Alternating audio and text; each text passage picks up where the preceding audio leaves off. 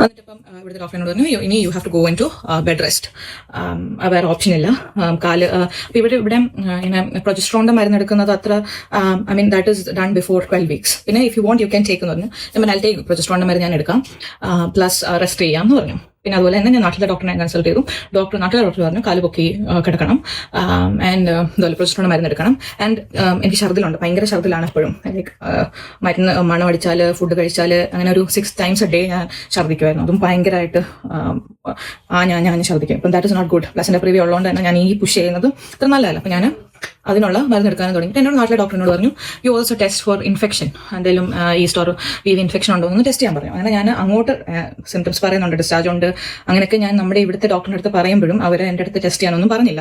ഞാൻ അങ്ങോട്ട് പറഞ്ഞു എനിക്ക് ഇൻഫെക്ഷൻ ഉണ്ടെന്ന് തോന്നുന്നു, നിങ്ങൾ ടെസ്റ്റ് ചെയ്യണമെന്ന് പറഞ്ഞു. അങ്ങനെയാണ് ടെസ്റ്റ് ചെയ്തപ്പം എനിക്ക് ഇൻഫെക്ഷൻസ് ഉണ്ട്. അപ്പം ഇവർ എനിക്ക് മെഡിക്കേഷൻസ് തന്നു. അഗൈൻ അത് ഒരു 2 type of infection, 2 pH value ഉള്ളത്.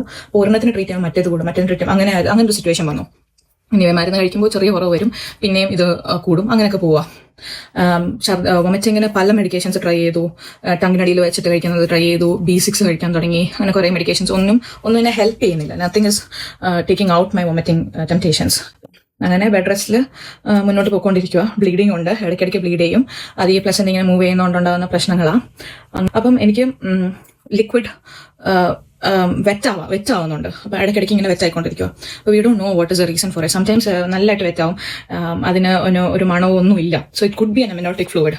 അങ്ങനെ അതിൻ്റെ അതുണ്ടോ, അത് ലീക്ക് ആവുന്നുണ്ടോ എന്ന് നോക്കി. ലീക്ക് ആവുന്നില്ലായിരുന്നു. ഇതെല്ലാം ഇൻഫെക്ഷൻ ഉള്ളതുകൊണ്ട് ഉണ്ടാകുന്ന സിംറ്റംസ് ആണ്. സോ വെറ്റ് ഡിസ്ചാർജസ് ഉണ്ടാവുന്നതും ഒക്കെ ഇൻഫെക്ഷൻ ഉണ്ടാവുന്നതുകൊണ്ടുള്ള ഒരു സിംറ്റം ആയിരുന്നു. അത് ഹാൻഡിൽ ചെയ്യാൻ 3 കോഴ്സ് ഓഫ് ആന്റിബയോട്ടിക്സ് ഞാൻ കഴിച്ചിട്ടുണ്ട്. പ്ലസ് ക്രീംസ് അപ്ലൈ ചെയ്യുന്നുണ്ടായിരുന്നു. സംവാട്ട് ഹെൽപ്പ് ചെയ്തു. വൊമിറ്റിംഗ് മാറിയിട്ടില്ല. വൊമിറ്റ് ചെയ്യുന്നത് കൊണ്ട് തന്നെ എൻ്റെ ബ്ലീഡിങ് നിൽക്കുന്നില്ല.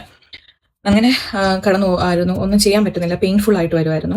അങ്ങനെ ഇരുന്ന് കഴിഞ്ഞ് ഒരു 24th വീക്കിലൊക്കെ ഡോക്ടേഴ്സ് പറഞ്ഞത് 28 എങ്കിലും ആകുമായിരുന്നെങ്കിൽ ഒരു ആശ്വാസം ഉണ്ടായിരുന്നു. We could make sure the baby is okay.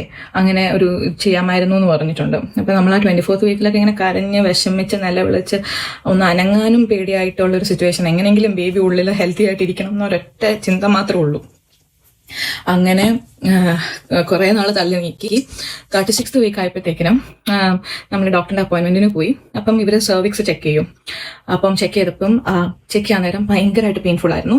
Because ബേബീന്റെ head ഒത്തിരി ഡ്രോപ്പ് ആയിട്ട് എൻ്റെ സെർവിക്സ് ബേബീന്റെ ഹെഡിന്റെ ബിഹൈൻഡ് വന്നു. അപ്പം ഇവിടെ വന്നു. അപ്പം ഇവർ സ്കൂപ്പിൻ ചെയ്ത് കൊച്ചിന്റെ തലയും കഴിഞ്ഞ് സ്കൂപ്പിൻ ചെയ്തിട്ട് വേണം സെർവിക്സിന്റെ ഡൈലേഷൻ നോക്കാൻ.